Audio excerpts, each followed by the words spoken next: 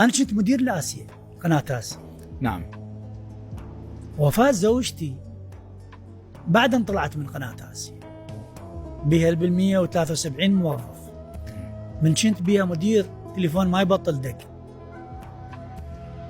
هذا اللي يريد مساعدة، هذا اللي يريد إجازة، هذا اللي يريد سلفة، هذا اللي يريد كذا، هذا يريد كذا، فيعني التليفون 24 ساعة.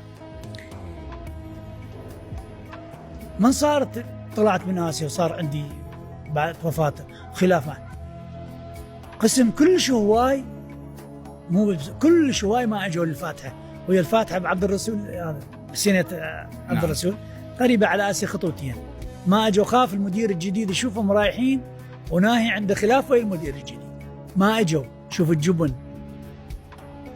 بس بقى صديقي فراس حديدة مصور، وتجي لي لحد هاي اللحظة منظفة كانت آمال، تجي لي حتى هاي اللحظة بعد هاي السنين كلها. ليش؟ لأن كان راتبها 300، أنا سويتها 700. قلت 300 قليل، شو كفيت؟ سويتها 700، غزر بيها 700. تجي لي هم زلم شوربة وكل أفضال عليهم، ما قدروا يوصلون الفاتحة. هو أحيانا الموقف الحقيقة بغض النظر عن الفلوس، بس هو جبر الخواطر كذا. وأنت أبو سياد الحقيقة معروف بهذه مواقفك. يعني أنا أعرف فنانين يعني يخابروك ناهي ترى محتاج كذا ايصار هالقد، ناهي يمكن يتاخرون بتسديد الدين. اعطيني الحكمه اللي طلعت بيها من هذا الموضوع.